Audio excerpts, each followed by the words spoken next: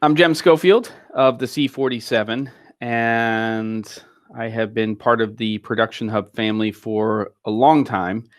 And they've asked me to talk a little bit about what I've been doing and sort of my take on the industry over the last 2 to 3 months. Like everybody else, self-isolating, somebody who's worked from home for over 20 years, but the dynamics have changed a lot, having to do with the way we're looking at content creation and the industry and sort of where things are going. In fact, not long ago, a week or two ago, I should have been in Vegas with everybody else doing a 2-day production based workshop.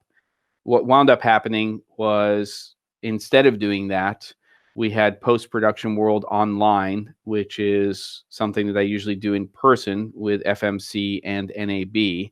And I did a 1 hour long session on building a remote studio for live streaming.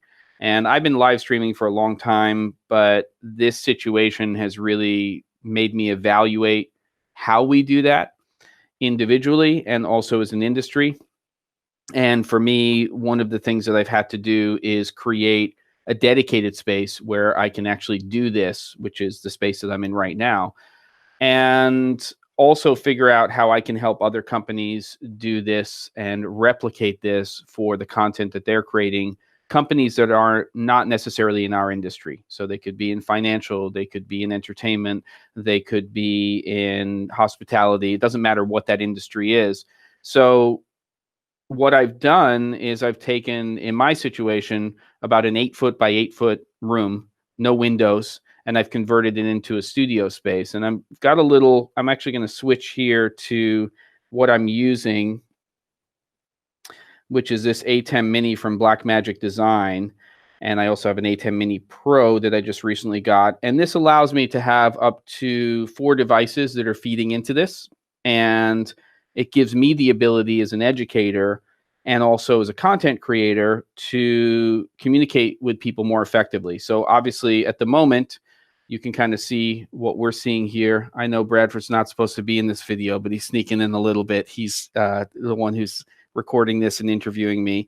And this is just giving you a little bit of a snapshot into the setup that I have. This is a live streaming solution I'm using on the Mac now called Ecamm Live.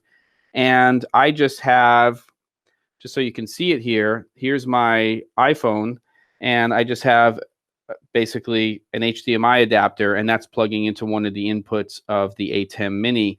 I also have another camera, which is over here, which is a Fujifilm X-T3. That's a Fujifilm X-T4. This could be a Sony camera. It could be a Canon camera. And this kind of gives you a little bit of a snapshot into the space that I've built. So I've repurposed this music room into a remote studio. And one of the biggest things that I needed to do was to get something in here to treat the room in terms of acoustics. So you'll see that there's these 2 large 8 foot by 8 foot sound blankets. They're black on one side, white on the other. Really important when you're thinking about production, because I can use this as negative fill. I can use it as bounce. It's neutral, and when you're using the white side. And then this is my key. I'm a little bit off camera for that. I can actually light the little clock right there. There's a little light there. And if I switch back to my camera, you can kind of see what I have over here in this corner, which is that second camera with a light with a small softbox. And that's basically kind of what's given this little kick over here and things like that. But more than that, it's really thinking about how all of these things work together. You also probably noticed that there was a teleprompter.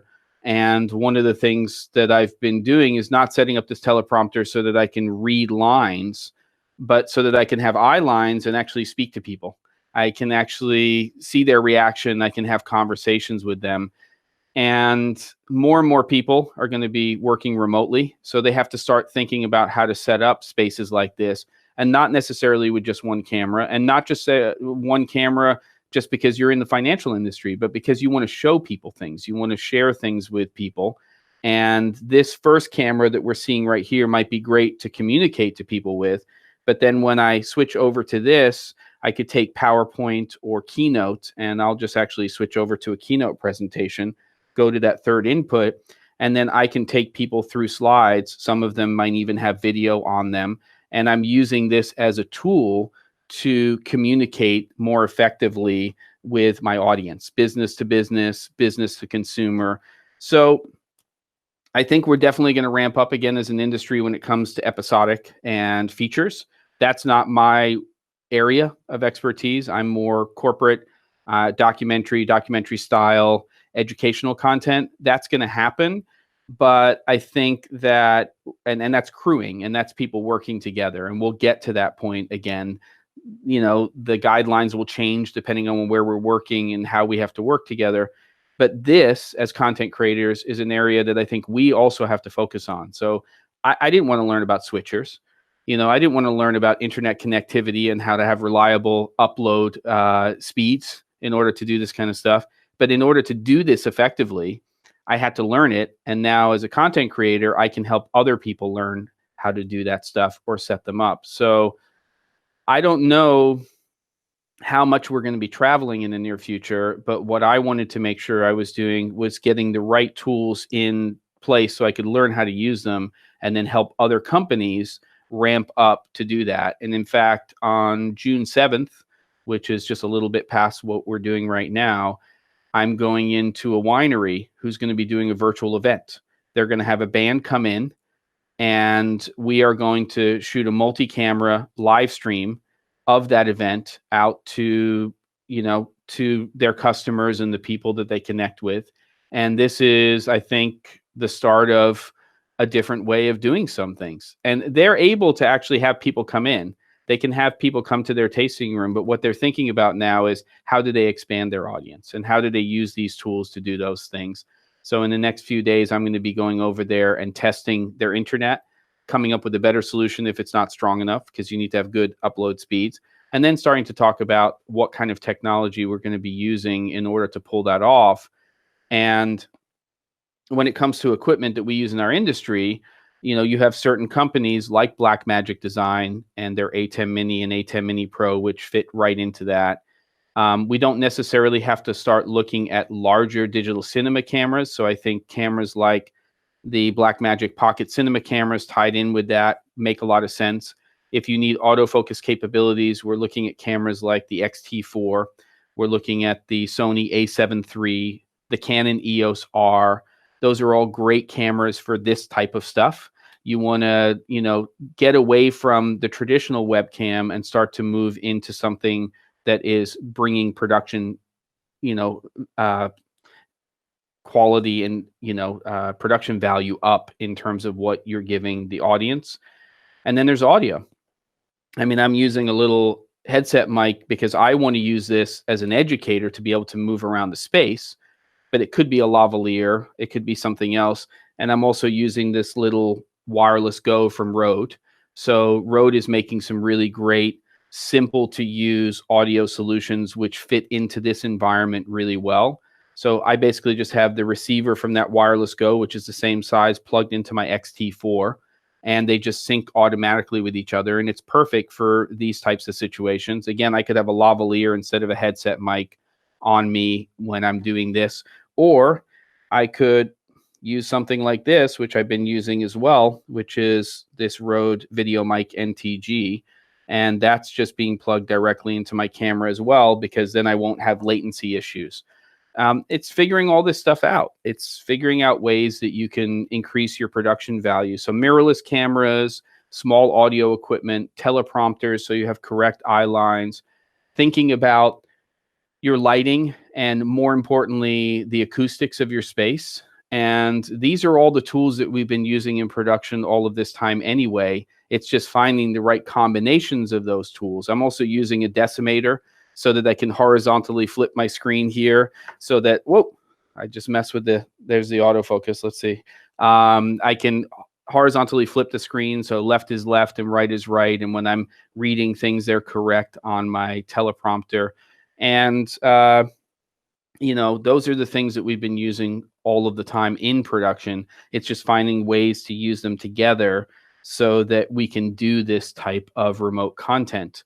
For me personally, that means I'm going to be building a studio here in Oregon, and I'm going to be setting up a multi-camera educational space where I'm going to be able to do live streams and teach people camera lighting, camera movement, audio, and really up the type of quality of content that I'm going to be creating for them.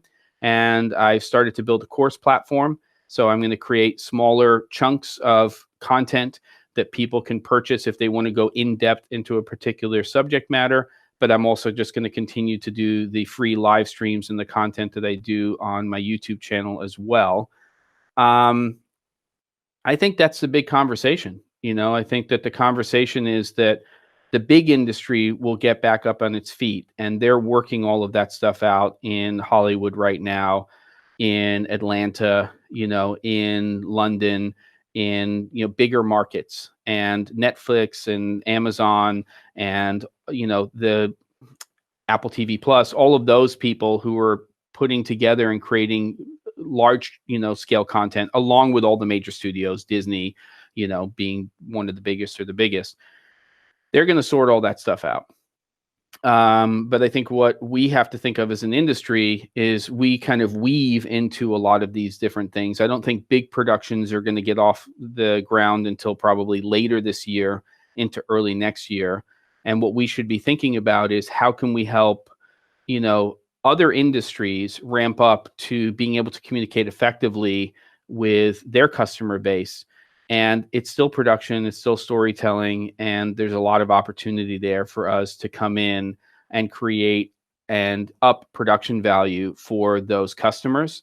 It's just choosing the right tool. So maybe it's not a Red Monstro, but maybe it's a Canon R5, and maybe that's the tool that we're using, or it's 2 or 3 A6400s and a little switcher and some wireless audio components. So those are the things that I've been thinking about. And what I've been doing while I haven't been working is spending a lot of time educating myself and helping educate other people on how to do this stuff. And, if people have questions about it, they can go to theC47.com, THEC47.com. There's a section where I have now a calendar where people can book a free 15-minute session with me to kind of talk out what they're trying to figure out. And then they can book longer sessions if they want 30, 60, 90 minutes or in, 1-hour chunks that they can do as a multi-pack. And then I, of course, have the YouTube channel, which is youtube.com/theC47. And that's where there's content that's put up every Wednesday related to production, conversations about all of these things. And speaking of conversations, I've started a new series called Conversations, where I speak with filmmakers, content creators, storytellers about their craft. I've done one with Matt Porwall, cinematographer, feature films like Cartel Land. And I'm in the middle of a 2-part series right now with Scott Ressler, who is also a cinematographer and was a career AC and camera operator on huge films. And we're going to do part 2 of that next Wednesday. So that's what I'm doing. I'm hanging out here in the back cave, creating content. I think everybody should be taking this opportunity to learn and also figure out how they can help others do this more effectively. We're a stronger community for it. Share and be there for everybody, and we will get out of this whole thing together.